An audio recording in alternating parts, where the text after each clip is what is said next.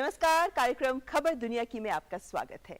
विश्व भर की अहम खबरों को समेटकर हम हाजिर हैं। आज कार्यक्रम में आपको दिखाएंगे कि एशिया में सीरिया के अशांत हालात से लेकर अमेरिका में राष्ट्रपति चुनाव की हलचल तक, यूरोप में देशों की राजनीति पर पड़ रही शरणार्थियों के मुद्दे की छाया से लेकर सूडान के दारफुर में रासायनिक हमलों से मर रहे बच्चों की चीखों तक, कौन कौन सी खबरों ने विश्व भर में ध्यान किया आकर्षित। आपके साथ आज मैं हूं ममता चोपड़ा। सबसे पहले शुरुआत बड़ी खबरों के साथ। अलेप्पो शहर में विद्रोहियों पर सीरियाई सेना की भीषण बमबारी, सबसे बड़ा अस्पताल तबाह, सैकड़ों नागरिकों की मौत। रूस और अमेरिका के बीच वाक युद्ध जारी। फिलीपींस के राष्ट्रपति रोड्रिगो दुतेर्ते ने खुद को बताया हिटलर, कहा 30 लाख नशाखोरों के नरसंहार पर होंगे खुश। दुनिया भर में बयान की कड़ी निंदा। आतंकवाद के मुद्दे पर पाकिस्तान पड़ा अलग थलग। भारत सहित सार्क के लगभग सभी सदस्य देशों ने सम्मेलन में शामिल नहीं होने का किया फैसला। 9/11 हमले पर अमेरिकी संसद में गिरा ओबामा का वीटो, पीड़ितों को सऊदी अरब के खिलाफ मुकदमा दर्ज करने का मिला अधिकार, सऊदी अरब ने जताई नाराजगी। अमेरिकी राष्ट्रपति चुनाव के लिए हुई पहली बहस में हिलेरी क्लिंटन का पलड़ा भारी। बहस में ईमेल विवाद, इराक, आयकर घोषणा सहित कई मुद्दे छाए।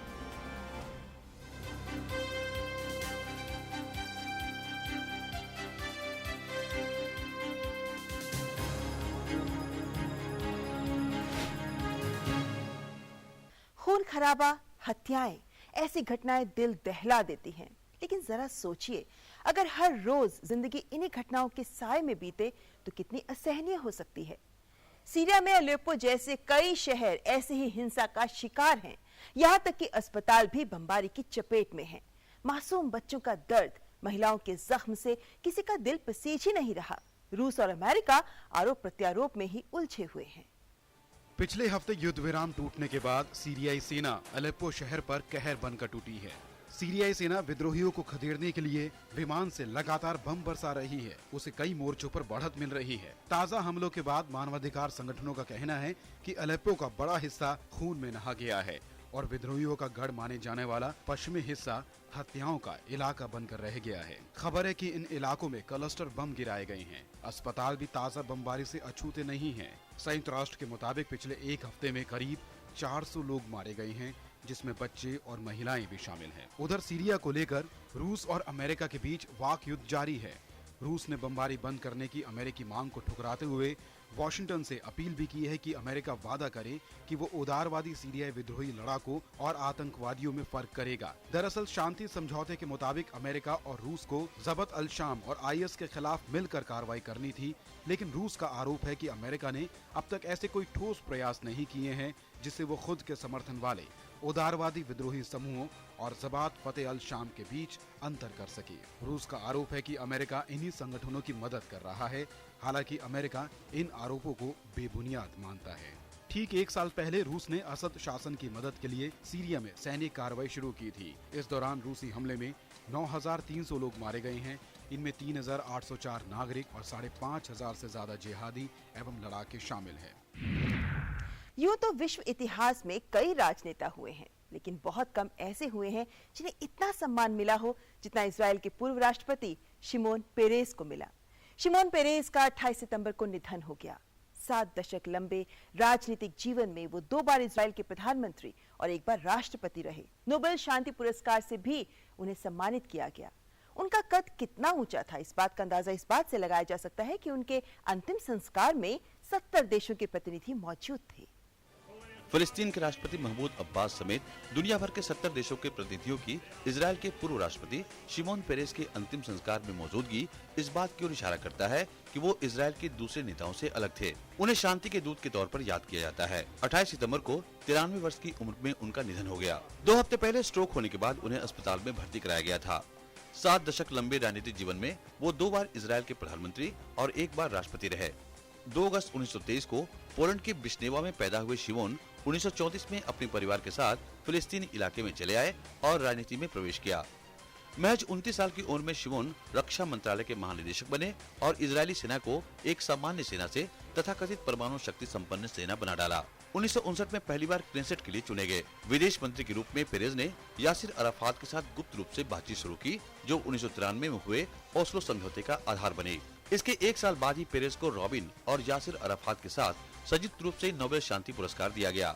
हालांकि समझौते को आज तक अपेक्षित सफलता नहीं मिल सकी। 1996 में शांति के इस दूत का अलग रूप दिखा, जब उनके आदेश पर लेबनान के कना में संयुक्त राष्ट्र की इमारत पर हमले में 100 लोगों की मौत हो गई। ये हमला हिजबुल्लाह के रॉकेट हमलों का जवाब था। पेरेज पश्चिमी तट में इजरायली कॉलोनियां बसाने के समर्थक थे, लेकिन बाद में वो राजनीतिक तौर पर शांति और समझौते के पक्षधर बन गए। अक्सर वो फिलिस्तीनी इलाके में क्षेत्रीय मांगों पर समझौते की जरूरत पर जोर देते थे। नशीले पदार्थों का व्यापार एक जघन्य अपराध है जो जाने कितने ही युवाओं को नशाखोरी के दलदल में धकेल कर उनकी जिंदगी तबाह कर देता है। लेकिन बुराई का खात्मा करने के लिए खुद बुराई का प्रतीक बन जाना क्या उचित है? फिलीपींस के राष्ट्रपति रोड्रिगो दुतेर्ते ने नशे और भ्रष्टाचार को खत्म करने के वादे के साथ सत्ता संभाली थी, लेकिन अब नशाखोरों पर की जा रही उनकी कार्रवाई को लेकर वो खुद ही विवादों के घेरे में हैं। फिलीपींस के राष्ट्रपति रोड्रिगो दुतेर्ते ने खुद की तुलना पूर्व नाजी शासक एडोल्फ हिटलर से की है। दुतेर्ते ने कहा कि वो देश में करीब 30 लाख की संख्या में नशीले पदार्थ बेचने और इसका उपयोग करने वालों का खात्मा कर खुशी महसूस करेंगे। उन्होंने कहा कि उनके विरोधी उन्हें हिटलर के रिश्तेदार के तौर पर पेश कर रहे हैं। हिटलर द्वारा लाखों यहूदियों की हत्या का जिक्र करते हुए उन्होंने कहा कि अगर जर्मनी के पास हिटलर था तो फिलीपींस में मैं हूँ। हिटलर ने 30 लाख लोगों का नरसंहार किया था। यहाँ भी 30 लाख नशेड़ी हैं जिन्हें मैं खत्म कर दूंगा। हालांकि इस दौरान उन्होंने माना कि हिटलर ने बेकसूरों का कत्ल किया था, लेकिन उनके निशाने पर अपराधी और मादक पदार्थ के तस्कर हैं। उन्होंने ड्रग तस्करों की मौत की सजा की वकालत करते हुए कहा कि जेल में उनकी मौत का इंतजार करना संसाधनों की बर्बादी जैसा है। करीब 10 करोड़ की आबादी वाले फिलीपींस में नशे और भ्रष्टाचार को खत्म करने का वादा करते हुए दुतेर्ते ने सत्ता संभाली थी। पुलिस अब तक की कार्रवाई में 3000 से ज्यादा लोगों को मार चुकी है, जिसे लेकर अंतर्राष्ट्रीय स्तर पर उनकी तीखी आलोचना की जा रही है। अब इस बयान के बाद से वो यहूदी संगठनों के भी निशाने पर आ गए हैं। यहूदी संगठनों ने इसे तथ्यों को तोड़ मड़ोड़ कर पेश करने के अलावा उकसावे और नफरत वाला बताया है। अमेरिका ने भी दुतेर्ते के बयान को चिंताजनक बताया है। दुतेर्ते का बयान फिलीपींस की पुरानी परंपराओं से दूर जाता दिखाई दे रहा है, जो चिंताजनक है। President Duterte's comments are a significant departure. Duterte के सत्ता संभालने के बाद से ही नशाखोरों पर की जा रही कार्रवाई विवादों के घेरे में है। उनकी आलोचना से झल्लाए दुतेर्ते कई बार बेतुके बयान दे चुके हैं। संयुक्त राष्ट्र महासचिव द्वारा अपनी कार्यशैली को निशाना बनाने पर दुतेर्ते संयुक्त राष्ट्र से अलग हो जाने की धमकी भी दे चुके हैं। आसियान बैठक के दौरान पुलिस कार्रवाई का मामला उठाने की संभावना देखते हुए उन्होंने अमेरिकी राष्ट्रपति बराक ओबामा को भी अपशब्द कह डाला था। आतंकवाद के मामले पर पाकिस्तान को अलग थलग करने की भारत की रणनीति कामयाब होती दिख रही है। उड़ी हमलों से उपजे हालात के मद्देनजर भारत ने सार्क सम्मेलन में न जाने का फैसला किया तो एक के बाद एक लगभग सभी देश भारत के साथ खड़े नजर आए। बांग्लादेश, भूटान, अफगानिस्तान, श्रीलंका और फिर मालदीव्स ने भी सार्क बैठक से दूरी बना ली है। सम्मेलन के लिए सभी सदस्य देशों का होना जरूरी होता है। सम्मेलन 9 और 10 नवंबर को इस्लामाबाद में आयोजित होने वाला था। 6 देशों की ओर से सार्क सम्मेलन का बहिष्कार किए जाने के बाद पाकिस्तान ने अब ऐलान कर दिया है कि सम्मेलन फिलहाल स्थगित किया जा रहा है और नई तारीखों का ऐलान जल्द ही किया जाएगा।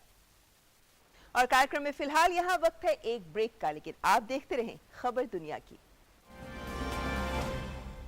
Punjab National Bank celebrates Gandhi Jayanti and wishes you a truthful, non-violent and peaceful life. Punjab National Bank, the name you can bank upon. वादा किया था मैंने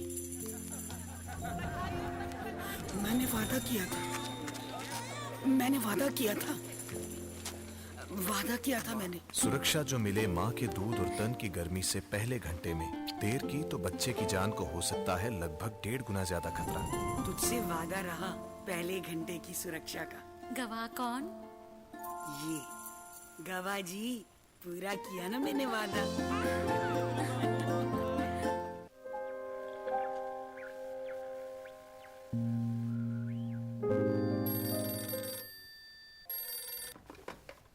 हेलो विवेक, कैसे हो बेटा? मैं बिल्कुल ठीक हूँ। हाँ, दवाइयाँ तो चल रही हैं। रिधि की तो अब क्रिसमस हॉलीडे आने वाली होंगी ना बेटा, तो सबको लेके टाइम निकाल के आ जाओ ना। अरसा हुआ तो मैं देख लूँगा। तो तुम्हारा दोस्त है ना पंकज, वो आया था और उसको याद था, वो मेरे लिए गजक लेकर के आए थे एक डिब्बे में। कभी कभी बीच बीच में रात में आग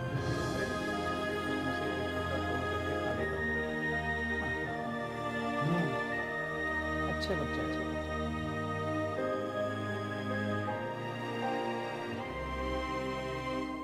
श्रीमान श्रीमती ने किया अपना घर बुक, मनाई खुशियाँ, बांटी मिठाइयाँ, दिन महीने हुए, महीने बने साल, पर कंस्ट्रक्शन ना आगे बढ़ा। जैसे जैसे पोजीशन आगे बढ़ता गया, दिल उतनी ही तेजी से धड़कता गया। बिल्डर से की बात तो जवाब वही गोलमाल, पर श्रीमान श्रीमती ने हार ना मानी, रास्ता ढूंढा, पहुँचे कंज्यूमर कोर्ट। न्याय तो मिला, हर जाना भी मिला और बिल्डर को करारा सबक मिला। उपभोक्ता मामले विभाग, भारत सरकार एवं एसोचैम द्वारा जनहित में जारी। के से किसान हो या एम से माइनिंग, सारे देश का इंजन हम ही तो चलाते हैं। HP lubricants, A to Z आपके काम आते हैं। गांधी जयंती के पावन अवसर पर पंजाब नेशनल बैंक आपके जीवन में सत्य, अहिंसा और शांति की कामना करता है। पंजाब नेशनल बैंक, भरोसे का प्रतीक। एक बार फिर आपका स्वागत है। आप देख रहे हैं कार्यक्रम खबर दुनिया की और अब रुख करते हैं अमेरिका का।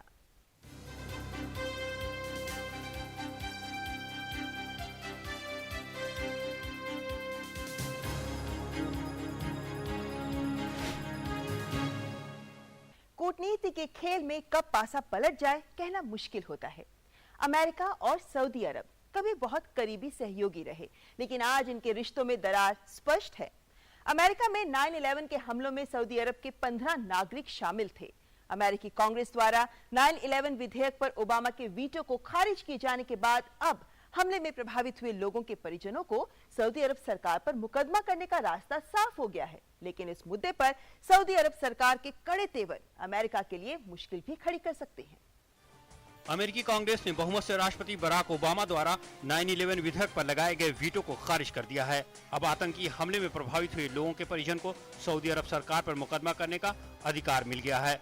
आतंकवाद के पोषण करने वालों के खिलाफ न्याय अधिनियम जास्टा नामक इस बिल के खिलाफ 100 सदस्यीय सीनेट ने लगभग एक मत से ओबामा के वीटो को पलट दिया है। एक सदस्य ने वीटो को बनाए रखने के लिए मतदान किया। निचले सदन प्रतिनिधि सभा का भी कुछ यही हाल रहा। यहाँ भी वीटो के खिलाफ 384 जबकि पक्ष में 77 वोट पड़े।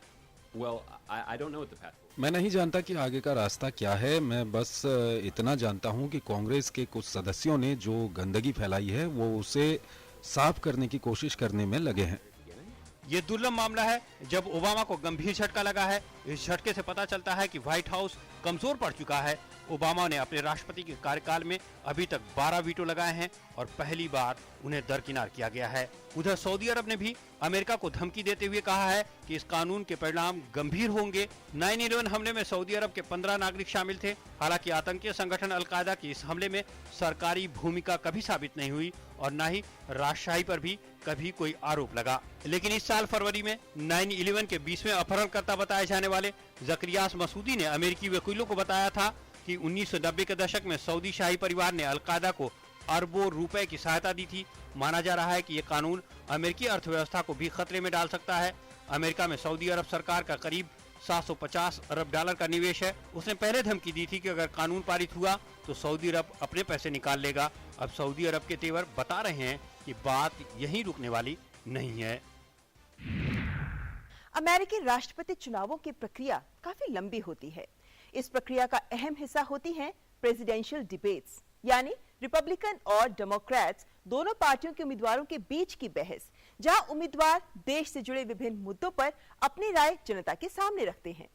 चुनावों से पहले ऐसी 3 बहस होती हैं। हालांकि इनके आधार पर किसी उम्मीदवार का दावा पुख्ता हो जाए ऐसा नहीं है, लेकिन हाँ, मतदाताओं को लुभाने का अच्छा अवसर होती हैं ये डिबेट्स।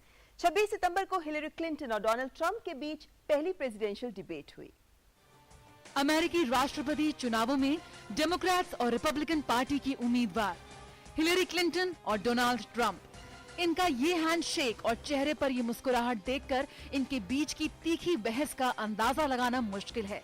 90 मिनट तक चली पहली प्रेसिडेंशियल डिबेट के दौरान अर्थव्यवस्था, टैक्स में कटौती, इस्लामिक स्टेट, नस्लवाद जैसे मुद्दों पर जमकर बहस हुई। कानून व्यवस्था के सवाल पर क्लिंटन ने माना कि पुलिस व्यवस्था को मजबूत करने की जरूरत है। ट्रंप ने कानून व्यवस्था को बड़ी चुनौती बताते हुए पुलिस को किसी को भी रोकने और तलाशी लेने के अधिकार की वकालत की। अमेरिका में हथियार रखने के अधिकार यानी गन कल्चर का ट्रंप ने समर्थन किया, जबकि क्लिंटन ने हथियार पर पाबंदी लगाने की बात कही। प्रवासियों के मुद्दे पर पहले से ही आलोचना झेलने वाले ट्रंप ने देश में आने वाले प्रवासियों, खास तौर पर मुस्लिम प्रवासियों पर रोक की बात कही, जिससे क्लिंटन सहमत नहीं थी। अमेरिका में रोजगार की समस्या पर ट्रंप ने नौकरियां वापस लाने का आश्वासन दिया, तो हिलेरी ने पूंजी निवेश बढ़ाने और 1 करोड़ नौकरियां पैदा करने का वादा किया। अर्थव्यवस्था में सुधार के मुद्दे पर ट्रंप ने करों को कम करने के साथ व्यापारिक सौदों पर फिर से वार्ता पर जोर दिया। जब हिलेरी क्लिंटन ने ट्रंप को अपनी आयकर रिटर्न सार्वजनिक करने की चुनौती दी, तो ट्रंप ने कहा कि जब क्लिंटन अपने फोन से डिलीट किए गए 33,000 ईमेल्स सार्वजनिक कर देंगी, तो वो भी अपने रिटर्न सामने ले आएंगे। कुल मिलाकर दोनों नेताओं ने एक दूसरे को खूब घेरने की कोशिश की। इस दौरान हिलेरी ने कहा कि जो शख्स महज एक ट्वीट से भड़क जाता है, उसके हाथ में न्यूक्लियर बटन नहीं होना चाहिए। डोनाल्ड ट्रंप ने सभी को ये कहकर चौंका दिया कि यदि इस चुनाव में डेमोक्रेट उम्मीदवार हिलेरी क्लिंटन जीती, तो उन्हें वे अपना पूरा समर्थन देंगे। बहस पर किए गए विभिन्न सर्वे दर्शाते हैं कि इस बहस में हिलेरी क्लिंटन का पलड़ा भारी रहा। अगली 2 बहस 9 और 19 अक्टूबर को होनी है। कोलंबिया की सरकार और वामपंथी फार्क विद्रोहियों ने ऐतिहासिक शांति समझौते पर हस्ताक्षर कर दिए हैं। संयुक्त राष्ट्र महासचिव बान की मून के अलावा लैटिन अमेरिकी देशों के नेता इस मौके पर मौजूद थे। 52 सालों से चला रहा संघर्ष का औपचारिक रूप से अब अंत हो गया है। गृह युद्ध में 2.5 लाख से ज्यादा लोग मारे जा चुके हैं। इनके अलावा 60 लाख लोग विस्थापित भी हुए हैं।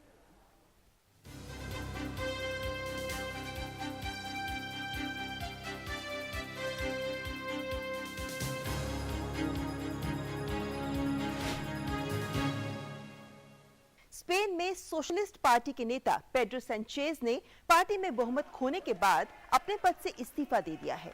पार्टी के इस कदम से स्पेन में नई सरकार के गठन की उम्मीदें बढ़ गई हैं और पिछले 9 महीनों से चले आ रहे राजनीतिक गतिरोध के खत्म होने के आसार भी बढ़ गए हैं। जिंदगी कभी किसी को इतनी बड़ी सजा ना दे कि अपनी जमीन छोड़कर परदेश का रुख करना पड़े, क्योंकि परदेश के दरवाजे तो कभी भी बंद हो सकते हैं, जैसा कि प्रवासियों के साथ आज यूरोप में हो रहा है। शरणार्थियों की भारी तादाद अब यूरोप की राजनीति को भी इस कदर प्रभावित कर रही है कि प्रवासी समर्थक पार्टियों की सत्ता कमजोर होती दिख रही है। अपनी जड़ों से उछले तो पनाह की तलाश में यूरोपीय देशों का रुख किया, और जब जान हथेली पर रखकर यूरोप में घुसे तो उसने बाहें खोलने के बजाय बंद कर लिया। दर दर भटकते लाचार और बेबस प्रवासियों की भीड़ ने यूरोपीय राजनीति की परिदृश्य को ही बदल कर रख दिया है। चांसलर एंगेला मर्केल की प्रवासी अनुकूल नीतियों के कारण सबसे ज्यादा लोग जर्मनी पहुंचे, लेकिन इसका खामियाजा मर्केल को उठाना पड़ा। उनकी पार्टी सीडीयू को एक के बाद एक राज्यों में हार का मुंह देखना पड़ा। 3 साल पहले बनी दक्षिणपंथी पार्टी एएफडी बढ़त लिए हुए है और 16 में से 10 राज्यों में मुख्य विपक्षी पार्टी का दर्जा हासिल कर चुकी है। ऑस्ट्रिया में भी दक्षिणपंथी पार्टी की लोकप्रियता में काफी इजाफा हुआ। इस पार्टी के उम्मीदवार राष्ट्रपति का चुनाव बेहद कम अंतर से हारे। हालांकि बाद में अदालत ने चुनाव को रद्द कर दिया। अगर वो जीत जाते तो 1945 के बाद किसी भी यूरोपीय देश के राष्ट्रपति बनने वाले पहले दक्षिणपंथी नेता होते। स्लोवाकिया में भी प्रवासियों ने असर डाला है। यहाँ भी दक्षिणपंथी रुझान तेजी से बढ़ा है। हंगेरी तो बाकायदा एक जनमत संग्रह करा रहा है कि क्या संसद की अनुमति के बगैर ईयू के कोटे के तहत प्रवासियों को जगह दी जाए। 2015 में हंगेरी ने प्रवासियों को रोकने के लिए अपनी सीमा को ही सील कर दिया था। पोलैंड में भी प्रवासियों का विरोध करने वाली पार्टी की लंबे अरसे के बाद सत्ता में वापसी हुई है। वहीं नॉर्वे की सरकार में शामिल एक पार्टी के नेता ने तो प्रवासियों को बुरा सपना तक बता डाला है। ब्रिटेन में जनवादी अभियान की सबसे बड़ी जीत 23 जून को तब हुई जब ब्रिटेन ने EU को अलविदा कह दिया। फ्रांस में भी लगातार बढ़ते आतंकी हमलों के लिए किसी हद तक प्रवासियों को ही जिम्मेदार माना जा रहा है। स्थानीय चुनाव के पहले चरण में दक्षिणपंथी पार्टी ने जीत दर्ज कर जनता के रुझान को साफ कर दिया। हालांकि दूसरे चरण में उसे हार का मुंह देखना पड़ा। संभावना जताई जा रही है कि हॉलैंड में भी प्रवासी और इस्लाम विरोधी फ्रीडम पार्टी 2017 के चुनाव में सत्ता हासिल कर सकती है। यूरोपीय खोजी अंतरिक्ष यान रोसेटा का 12 साल का सफर खत्म हो गया। धूमकेतु 67P से टकराकर अभियान का अंत हुआ। अंतरिक्ष यान के साथ रेडियो संपर्क अचानक टूट गया। इस पूर्व निर्धारित टक्कर से कुछ घंटे पहले रोसेटा ने बर्फीले गोले जैसे धूमकेतु की उच्च गुणवत्ता वाली तस्वीरें और अन्य जानकारियां भेजी हैं। रोसेटा को साल 2004 में लॉन्च किया गया था। कार्यक्रम में फिलहाल यहाँ रुकेंगे एक ब्रेक के लिए। आप देखते रहें खबर दुनिया की। Punjab National Bank celebrates Gandhi Jayanti and wishes you a truthful, non-violent and peaceful life. Punjab National Bank, the name you can bank upon. हम सब शपथ लेते हैं कि ऐसे भारत का निर्माण करेंगे जहां ग्राहक को उसके अधिकार मिलेंगे और गंदगी का नामो निशान न होगा। हम हर सामान जांच परख कर खरीदेंगे, अपने घर व आसपास सफाई रखेंगे और कूड़ेदान का ही प्रयोग करेंगे। हम ग्राहक के रूप में सार्वजनिक स्थलों, बसों, ट्रेन, अस्पतालों आदि का लाभ तो उठाएंगे ही, पर उन्हें गंदा नहीं करेंगे। स्वच्छता पर देकर ध्यान, कामयाब बनाएंगे स्वच्छ भारत अभियान। जागो ग्राहक जागो।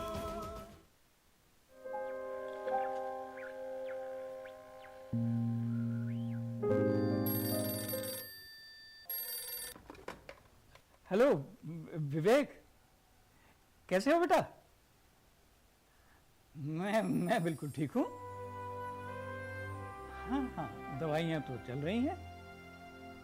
रिधि की तो अब क्रिसमस हॉलीडे आने वाली होंगी ना बेटा, तो सबको लेके टाइम निकाल के आ जाओ ना। अरसा हुआ तो मैं देख लूँगा। तो तुम्हारा दोस्त है ना पंकज, वो आया था और उसको याद था, वो मेरे लिए गजक लेकर के आए थे एक डिब्बे में। कभी कभी बीच बीच में रात में आग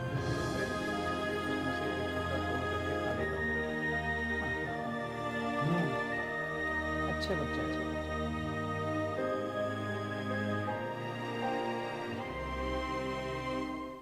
प्रिया दीदी नमस्ते, आप यहाँ राशन खरीदने आई हैं? आइए, मैं जहाँ से लेती हूँ ना वहाँ चलिए, वहाँ सामान भी सस्ता मिलेगा। मेरे लिए सुरक्षा, साफ सफाई और क्वालिटी सबसे ज्यादा जरूरी है। आपको ये देखना चाहिए कि जो चीजें आप खरीद रही हैं, उन्हें कैसे रखा गया है, उन पे धूल मिट्टी पड़ रही है, क्या उनकी सामग्री ताज़ा होती है, क्या इस्तेमाल किया गया पानी पीने लायक है। अपनों की सेहत का ख्याल रखने के लिए हमें सुरक्षा, स्वच्छता और क्वालिटी पर जोर देना चाहिए।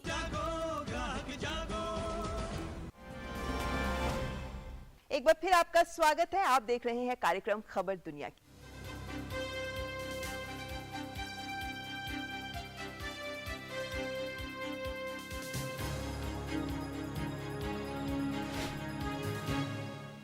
दुनिया भले ही आज महिलाओं की ताकत को पहचान रही हो, उन्हें बराबरी का दर्जा देने की बात करती हो, लेकिन इंडोनेशिया में एक ऐसी जगह भी है जहां महिलाएं ही सदियों से राज कर रही हैं। हम बात कर रहे हैं इंडोनेशिया के पश्चिमी सुमात्रा में रहने वाले मिनांगकबाउ संस्कृति के लोगों की, जो पितृवंशीय नहीं बल्कि मातृवंशीय हैं। बच्चों को पिता के बजाय माँ के नाम से पहचाना जाता है। घर का मुखिया पति नहीं बल्कि पत्नी होती है। पति तो बस घर का मेहमान भर होता है। इंडोनेशिया के पश्चिमी सुमात्रा का एक समाज सदियों से ऐसे ही रहता चला आ रहा है। इसे मिनांगकबाउ संस्कृति के नाम से जाना जाता है, जिसे दुनिया का सबसे बड़ा मातृवंशीय समाज भी माना जाता है। यहाँ महिलाएं सर्वोच्च होती हैं। पुरखों की संपत्ति के अलावा खेतीबाड़ी भी महिलाओं से महिलाओं तक विरासत में पहुँचती है। कहा जाता है कि 12वीं सदी में राजा महाराजों ने कोटाबाटू सम्राट की स्थापना की थी, लेकिन अचानक उनका निधन हो गया तो उनकी पहली पत्नी ने बच्चों के साथ राज की जिम्मेदारी संभाली। बस यहीं से मातृवंशी होने का बीज पड़ गया। मिनांग प्रकृति की हर चीज की पूजा करते हैं। आज भी इनकी संस्कृति स्थानीय परंपराओं, मान्यताओं और कानूनों पर निर्भर है। इनमें पवांग, आत्माओं के जानकार और बीमारियों के इलाज के अलावा भविष्य भी बताते हैं। ये इस्लाम को भी मानते हैं। इनकी परंपराएं बेहद दिलचस्प हैं। शादी इस समाज में बड़ा आयोजन होता है। दिलचस्प बात यह है कि पत्नी पति के घर नहीं बल्कि पति अपनी पत्नी के घर जाता है। दहेज दूल्हे की शिक्षा के आधार पर तय होता है। मीनांग महिलाओं के लिए शादी एक सामाजिक विशेषाधिकार लेकर आती है। महिलाएं ही विवाद सुलझाती हैं, साथ ही रिश्ते की बात करने के अलावा अन्य आयोजनों में मुख्य भूमिका निभाती हैं। कमाने, घर का खर्च और बच्चों के पालने की जिम्मेदारी पति की होती है, फिर भी वो घर में मेहमान होता है। कई लोग घर छोड़कर शहर चले जाते हैं और जब कभी घर आते हैं तो किसी भी घरेलू कामकाज में दखलंदाजी नहीं करते हैं।